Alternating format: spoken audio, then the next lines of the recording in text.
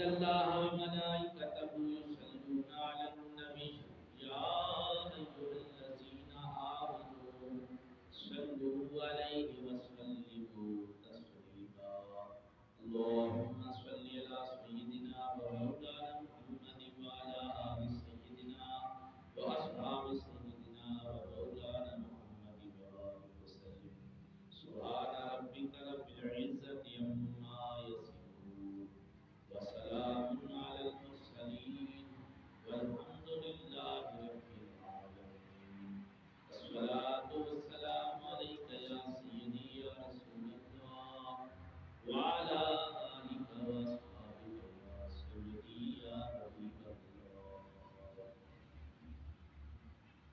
بیکرے دلربا بن کے آیا بیکرے دلربا بن کے آیا وہ روح ارض و سما بن کے آیا سب رسول خدا بن کے آئے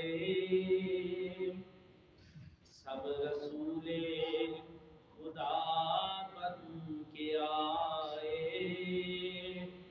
وہ حبیب خدا بن کے آیا سب رسول خدا بن کے آئے وہ حبیب خدا بن کے آیا تاجداروں نے دی ہے سلامی بادشاہوں نے کی ہے غلامی تاجداروں نے دی ہے سلامی بادشاہوں نے کی ہے غلامی مصطفیٰ مجتبی بن کے آیا مصطفیٰ مجتبی بن کے آیا وہ بیکرے دلربا بن کے آیا احترام بزرگوں عزیز دوستوں اللہ جل وعلا نعت سید انبیاء خیر الورا مولا کل رسول جناب محمد رسول اللہ صلی اللہ علیہ وسلم لا محدود درود پیارے آقا جناب محمد مصطفیٰ عربی مجتبی صلی اللہ علیہ وآلہ وسلم ذات اکرم مطہر پر اللہ رب العزت سے دعا ہے حق کہنے حق سننے ہم سب کو اس پر عمل کی توفیق عطا فرمائے جمعۃ المبارک کی مبارک گھڑیاں یہ پیغام لے کر آئی ہیں کہ اللہ تعالیٰ کی رحمت باقی دنوں کی نسبت آج کے دن زیادہ برس رہی ہے دنوں میں افضل دن جمعہ کا دن ہے اور اس دن زیادہ سے زیادہ کیا کام کرنا چاہیے اس پیارے رب کی حمد بیان کرنی چاہیے اور اس کے پیارے رسول پر درود پڑھنا چاہیے میرے آقا صلی اللہ علیہ وآلہ وسلم کا فرمان ہے باقی سارے دنوں میں ہفتے میں جتنے بھی دن آتے ہیں سارے دنوں میں فرشتہ درود لے کر میرے پاس آتا ہے کہ یا رسول اللہ صلی اللہ علیہ وسلم فلاں کے بیٹے نے فلاں بندے نے آپ کی ذات پر اس طرح اور اتنی تعداد میں درود پڑھا ہے آپ کیا قبول فرماتے ہیں حضور فرماتے ہیں ہاں میں قبول فرماتا ہوں اب وہی فرشتہ درود شریف کا نذرانہ لے کر رب کی بارگاہ میں جاتا ہے درود ایسی عبادت ہے کہ حضور کے پاس پہلے اس کی قبولیت ہو رہی ہے بعد میں رب کے پاس فرشتہ جا رہا ہے اللہ پوچھتا ہے اے میرے فرشتے کیا یہ جو درود تو لے کر آیا ہے جس بندے نے پڑھا ہے اس بندے کا درود میرے نبی نے قبول کیا ہے یا نہیں کیا معلوم ہے خدا بھی اپنے محبوب کی رضا چاہتا ہے خدا کی رضا چاہتے ہیں دو عالم خدا چاہتا ہے رضائے محمد صلی اللہ علیہ وسلم فرمایا یا رسول یا اللہ تیرے محبوب نے تیرے آخر و زمان پیغمبر صلی اللہ علیہ وسلم نے درود قبول کر لیا ہے اپنی امتی کا، اللہ فرماتا ہے فرشتے گواہ ہو جا، پھر میں نے بھی قبول کر لیا۔ حضور علیہ السلام کی حدیث مبارکہ آگے چلتی ہے، فرمایا کہ باقی دنوں میں فرشتے مجھ تک درود لے کے آتے ہیں، لیکن جب شب جمعہ یعنی جو رات گزر گئی ہے اور جو یہ دن گزر رہا ہے، جو وقت ہم گزار رہے ہیں، فرمایا جمعے والا دن اور رات جو گزر گئی، اس ٹائم پر جو بندہ اس وقت پر درود پڑھتا ہے، باقی دنوں میں فرشتے لاتے ہیں، لیکن اس دن، اس شام کو، اس رات کو میں خود درود سنتا ہوں۔ یعنی ڈائریکٹ رابطہ ہو جاتا ہے امتی کا۔ معلوم ہوا حضور آج قبر میں بھی لیٹ کر جانتے ہیں کہ مجھ پر کون درود پڑھ رہا ہے۔ معراج والے آقا پر محبت کے ساتھ پڑھ لیجئے الصلاۃ والسلام علیکہ یا رسول اللہ وعلی آلکہ واصحابکہ یا حبیب اللہ۔ رجب المرجب شریف کا مہینہ ہے، دوسرا جمعۃ المبارک ہے اس کا۔ پیارے آقا صلی اللہ علیہ وسلم کو اللہ نے سفر معراج عطا فرمایا۔ بعض علماء کہتے ہیں کہ اس کو سفر معراج نہیں کہنا چاہیے، سیر معراج کہنا چاہیے۔ دونوں باتیں ٹھیک ہیں۔ سیر معراج کیا ہے؟ کہ اللہ نے اپنے محبوب کو رات کے تھوڑے سے حصے میں سیر کروایا۔ لیلن کا لفظ استعمال ہوا، فرمایا لیلن، اس کے اوپر جو تنوین ہے اہل لغت سمجھ سکتے ہیں۔ تنوین کہتے ہیں دو زبریں، دو زیریں، دو پیشیں، جہاں بھی آئیں گی وہ تنوین کہلائیں گی، جس کے آخر میں نون کی آواز آئے گی۔ اور یہ تنوین اس وقت حرف پہ ڈالی جاتی ہے جب کسی خاص چیز کا ذکر کیا جا رہا ہو۔ محبوب کے لیے خاص رات بنائی، خاص ذکر کیا، اور اس کا ذکر قرآن کریم میں بیان فرما کے فرمایا کہ ہم نے اپنے محبوب کو رات کے تھوڑے سے حصے میں سیر کروا دی۔ کوئی یہ نہ سمجھے کہ رات شروع ہوئی اور صبح تک سیر کرواتا رہا، کوئی یہ نہ سمجھے کہ 1-2 گھنٹے کی سیر تھی، نہ، رب نے فرمایا راتوں رات کنڈی ہلتی رہی، بستر گرم رہا، پانی نالی میں وضو کا چلتا رہا۔ ابھی یہ سارا معاملہ ہو رہا تھا، میرے آقا گئے بھی، آئے بھی، نظارے کر بھی آئے، سارا کچھ ہو گیا، سیر بھی کروا دی، اور واپس آئے تو یہ معاملہ اسی طرح چل رہا تھا، کائنات کا نظام روک دیا۔ یہ رات کی سیر ہے، لیلن کہتے ہیں رات کی سیر۔ تو لفظ اللہ نے سورہ بنی اسرائیل، جسے سورہ اسراء بھی کہا جاتا ہے، اس کی پہلی آیت کریمہ ہے اور 15ویں پارے کی بھی پہلی آیت ہے، جو میں نے آپ کے سامنے تلاوت کرنے کا شرف حاصل ہوا۔ اسی ضمن میں چند باتیں، گزشتہ جمعے میں میں نے اس کا ایک جوڑ بنایا تھا کہ معراج کس کو کہتے ہیں اور رجب کے کیا فضائل و مناقب ہیں، وہ میں نے آپ کے سامنے گزار کیے۔ آج اسی سلسلے کی کڑی کو آگے لے کے چلتے ہیں۔ اللہ تعالیٰ نے فرمایا سبحان الذی اسری بعبدہ، لفظ سبحان سے، اپنی پاکی سے اس واقعہ کا آغاز فرمایا۔ قرآنی قصہ ہے، قرآنی واقعہ ہے۔ کوئی بھی دنیا کا کوئی بھی بندہ، چاہے وہ اسلام میں داخل ہے یا باہر ہے، وہ اس کا انکار کر ہی نہیں سکتا۔ کیوں کہ یہ واقعہ اللہ نے خود اپنے نام سے شروع کیا۔ اللہ نے فرمایا سبحان الذی، پاک ہے وہ ذات۔ اللہ کتنا پاک ہے، میری تیری عقل کام ہی نہیں کرتی وہاں۔ ہمارا ادراک، ہمارا شعور، ہماری سوچ وہاں تک پہنچ ہی نہیں سکتی کہ اللہ کتنا پاک ہے۔ اللہ فرماتا ہے سبحان اللہ، اللہ پاک ہے۔ ذکر معراج کا ہو رہا ہے۔ اپنے نبی صلی اللہ علیہ وسلم کو رب نے معراج کروایا، اپنے پاس بلایا، اپنے محبوب کی عظمت بیان کرنی ہے، آگے چل کے اپنے محبوب کی شان کو دوبالا کرنا ہے، اور اللہ اپنا ذکر پہلے کر رہا ہے۔ معراج کا تو ذکر شروع میں آئے گی، واقعہ اس آیت میں معراج کا بیان ہو رہا ہے، لیکن اپنی ذات کو رب نے پہلے رکھا، اپنی پاکی، اپنی بلندی اور تو رب نے پہلے کیوں بیان کیا ہے؟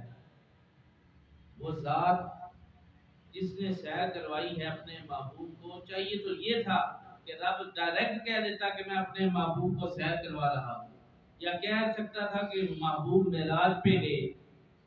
رب تعالیٰ نے حکمت رکھی اور اس حکمت کو قرآن سے ثابت کیا۔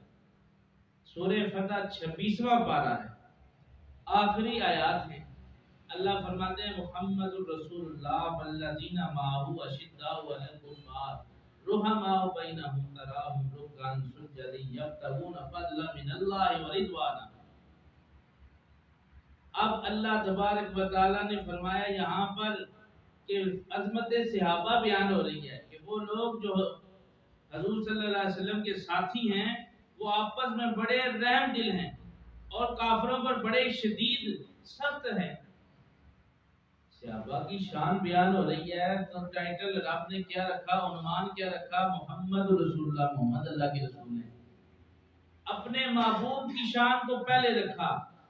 जब सहाबा की शान बयान करने की बारी आई तो रब ने महबूब की शान को उन्वान बनाया। जब अपने महबूब की शान की बयान करने की बारी आई तो अपनी शान को पहले रखा। बात थोड़ी सी समझते चले जाएंगे, वाकया फिर ऑटोमेटिक समझ आ जाएगा।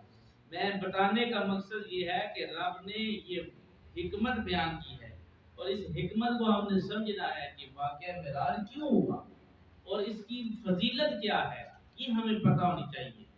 जो आजकल ज़हन बन चुके हैं कि ये वाकया ख्वाब में हुआ या ख्याल था, ये अव्वल तो ख्वाब ख्याल की बात तो रब कर ही नहीं रहा। कुरान फरमाया मैं जिस्म और रूह के साथ अपने महबूब को साथ ले गया। अब यहाँ पर फरमाया कि जब सहाबा की अजमत की बारी आई तो महबूब आपकी शान को सामने रखा कि किन के गुलामों की शान बयान हो रही है, हुजूर के गुलामों की, ताकि दुनिया वालों को पता चल जाए कि सहाबा पर उंगली उठाने से पहले हुजूर की शान को देखना पड़ेगा। ये गुलाम किसके हैं, साथी किसके हैं, यार किसके हैं, दोस्त किसके हैं, प्यारे किसके हैं, महबूब किसके हैं, मोहब्बत किसके साथ है, याराना किसका है। अगर कोई इतराज करने वाला इतराज करे तो ये सोच के करे कि ये मोहम्मद मुस्तफा के गुलाम हैं। इसलिए रब ने वहां पर उन्वान मोहम्मद मुस्तफा को रखा है। और जब अपने महबूब को मिराज करवाया, अपने महबूब की शान वालिहाना दुबाला करना चाहिए, अपने महबूब को अर्शों पे बुलाया तो अब टाइटल क्या रखा, उन्वान क्या रखा। अब अपने महबूब की आमद से पहले, अपने महबूब का जिक्र करने से पहले, सफरे और सहरे मेराज से पहले अपनी शान बयान करवाई, अपनी पाकी बयान करती। बात समझ आ गई है ना? तो अपनी पाकी रब ताला ने बयान फरमाई, ये हिकमत है। इसलिए रब ने फरमाया सुभान अल्लाह, पाक है वो ज़ात। कितनी पाक है, हर नफ्स से, हर ऐब से पाक है। बंदे में नफ्स होता है, हम एक दूसरे के नक्श जानते हैं, अपने नक्श भी जानते हैं। हमारे अंदर क्या खामियां हैं, क्या खूबियां हैं, ये हम जानते हैं। रब की जात वो है जो अपने महबूब की शान बयान फरमाया कि मेरे महबूब की शान अगर मैं डायरेक्ट बयान कर देता, वाकया मेराज डायरेक्ट शुरू कर देता, हो सकता है कोई मेरे महबूब की शान में गुस्ताखी कर बैठता या एतराज कर बैठता कि ये सफर कोई नहीं हुआ, ये वाकया कोई नहीं हुआ, ये वैसे ही बात है। इसलिए रब ने फरमाया उन्वान का होना जरूरी है। सबसे पहले मैंने अपना नाम सामने रखा, अपनी जान को, अपनी जात को सामने रखा है। आप जब किसी किताब खाने में जाएं, कुतुब खाने में किताब खरीदने के लिए, तो आप सबसे पहले किताब का उन्वान देखें कि किताब का टाइटल क्या है, उसके ऊपर लिखा क्या हुआ है। सफे तो 500 भी होंगे, 600 भी होंगे, 1000 सफे की किताब भी होगी।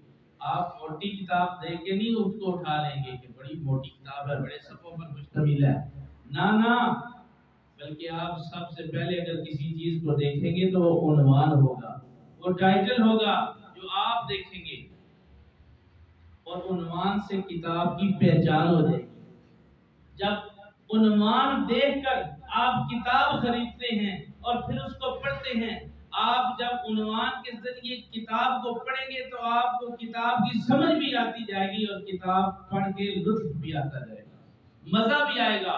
इसलिए रब ने अपने महबूब को जब शान अता फरमाई, अजमतें अता फरमाई, अपने पास मेराज की दौलत अता फरमाई, अपने पास बुलाया तो फरमाया महबूब तेरी शान बाद में बयान करूंगा, पहले अपनी शान बयान करूंगा। तो लफ्ज़ सुभान से आगाज फरमाया, सुभान अल्लाज़ी, पाक है वो ज़ात, سبحان کہہ کے رب گویا قسم اٹھا رہا ہے، اور قسم آپ کو پتہ ہے کہ کسی چھوٹی بات کے لیے نہیں اٹھائی جاتی۔ جب کوئی بندہ آپ سے مثال کے طور پر کوئی پوچھے یار پانی پی لیا ہے، تو میں کہوں گا یار قسم ہے پانی پی لیا ہے، مجھے قسم کھانے کی کیا ضرورت ہے، میں چھوٹی سی بات ہے میں کہہ رہا ہوں پی لیا ہے، مجھے پتا ہے کہ یہ یقین کر لے گا کیونکہ بات بڑی چھوٹی سی ہے۔ جب بات بڑی ہوگی تو رب تعالیٰ فرماتے ہیں اس وقت قسم اٹھانے کا وقت آتا ہے۔ معلوم ہے جب سفر معراج شروع ہوا تو چھوٹا واقعہ بیان نہیں ہو رہا، چھوٹی بات بیان نہیں ہو رہی، کم تر بات نہیں بیان ہو رہی، اعلیٰ بات بیان ہو رہی ہے، اعلیٰ واقعہ بیان ہو رہا ہے، عظمت مصطفیٰ بیان ہو رہی ہے، حضور صلی اللہ علیہ وسلم کی شان بیان ہو رہی ہے، اس لیے رب نے فرمایا سبحان اللہ، پاک ہے وہ ذات، اللہ کتنا پاک ہے، اللہ تو پاکیاں عطا کرنے والا ہے، ہمارے ذہن و گمان میں بھی نہیں کہ اللہ کتنا پاک ہے۔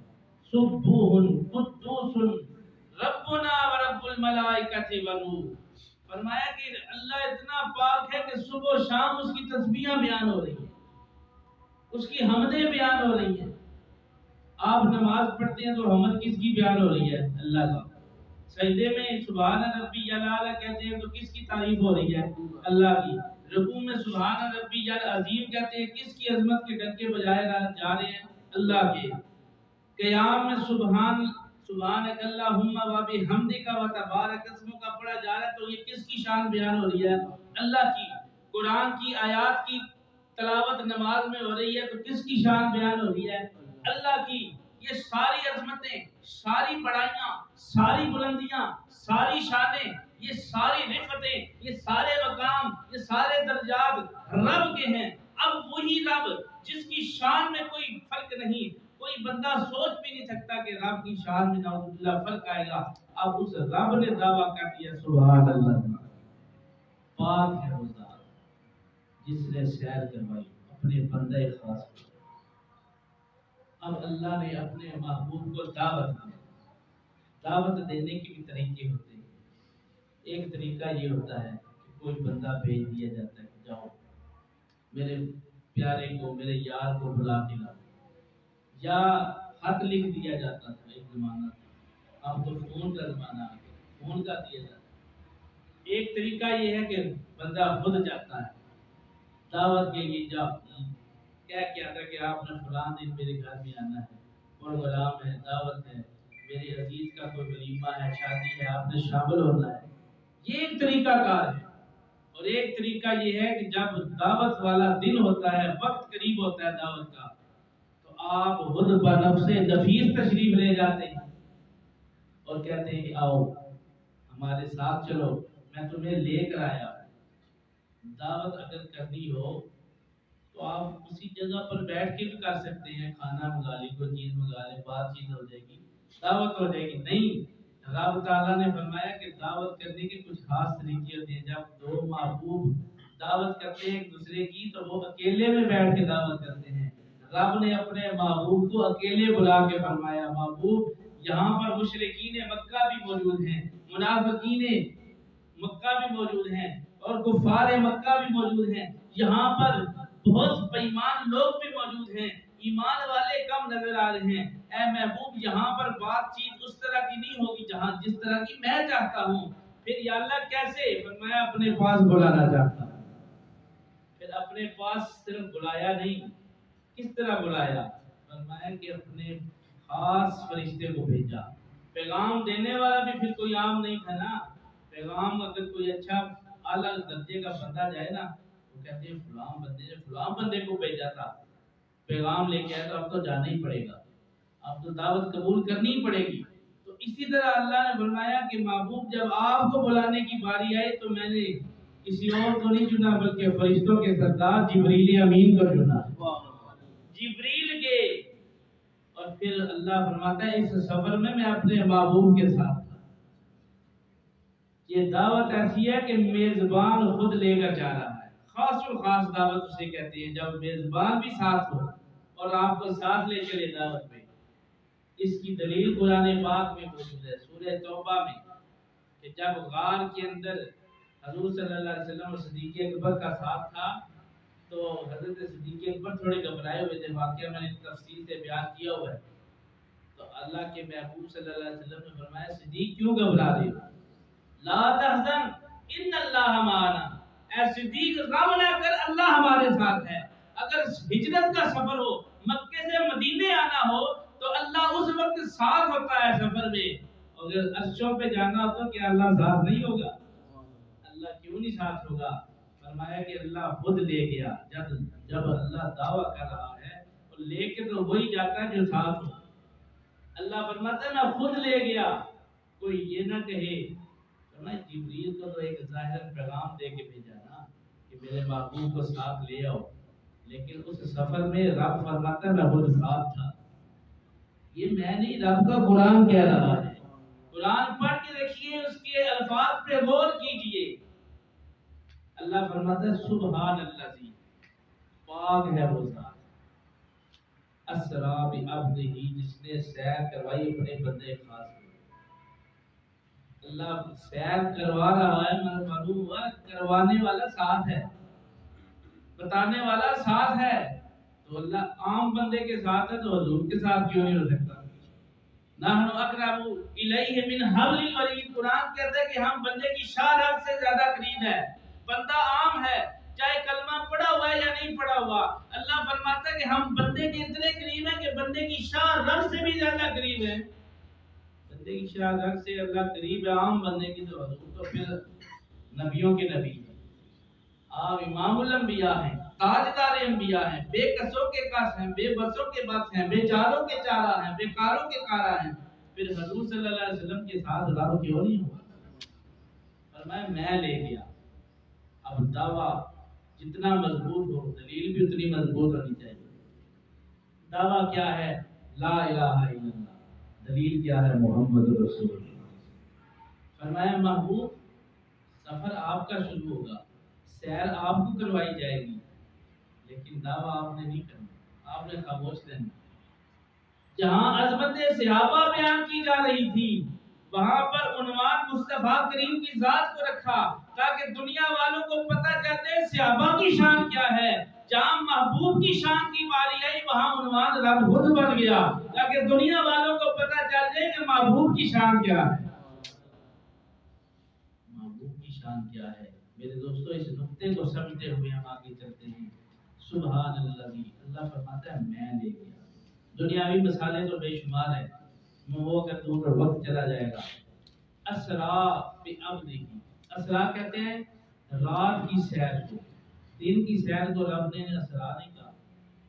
دن کو اگر سیر کروائی جاتی تو بات کچھ اور تھی، لیکن رب نے خصوصاً اسریٰ کا لفظ جو استعمال فرمایا ہے، بیان فرمایا قرآن کریم میں، اس کا معنی ہے رات کو سیر کروائی۔ رات پڑ چکی تھی، رب نے فرمایا سوچا جائے تو رات کو جب آپ گھر سے نکلیں گے گاڑیاں نظر آئیں گی اور کچھ لائٹیں چلن نظر آ جائے گی، وہ سبزہ جو آپ دیکھنا چاہتے ہیں، رونقیں چمک دمک دیکھنا چاہتے ہیں، وہ نظر نہیں آئے گی۔ محبوب کو رات کو سیر کروانے کا پھر کیا مقصد تھا؟ کہ ظاہری سفر تو زمینی سفر تھا حضور کا، مسجد حرام سے مسجد اقصیٰ تک کا سفر، راستے میں سیر ہی کرنے گئے حضور صلی اللہ علیہ وسلم، تو سیر کے دوران آپ نے پھر کیا دیکھا ہوگا؟ معلوم ہوا حضور ایسے بشر بن کے آئے کہ جو ہم دن کو دیکھ سکتے ہیں، میرے آقا وہ رات کو دیکھ سکتے ہیں۔ ایسی شان، ایسی عظمت اپنے محبوب کو عطا فرمائی کہ محبوب میرا بندہ، میرا جو بندگی کرنے والا ہے، میری عبادت کرنے والا ہے، اس کی شان یہ ہے کہ اس کو دن کو نظر آتا ہے، رات پوشیدہ ہو جاتی ہے، اس کے سامنے چیزیں چھپ جاتی ہیں۔ محبوب آپ کی وہ شان ہے کہ آپ کو رات میں بھی ہر چیز دکھائی دے گی۔ یہ رات فرماتا ہے محبوب ہم نے آپ کو اس رات ایسی سماعت عطا فرمائی، ایسی بصارت عطا فرمائی کہ فرمائے کہ دنیا میں ایسا کوئی سمیع و بصیر آیا ہی نہیں، نہ آئے گا۔ اس لیے فرمایا اسریٰ، رات کی سیر کروائی، بعبدہ، عبد کی تعریف مختصر میں نے پچھلے جمعے بیان کی تھی۔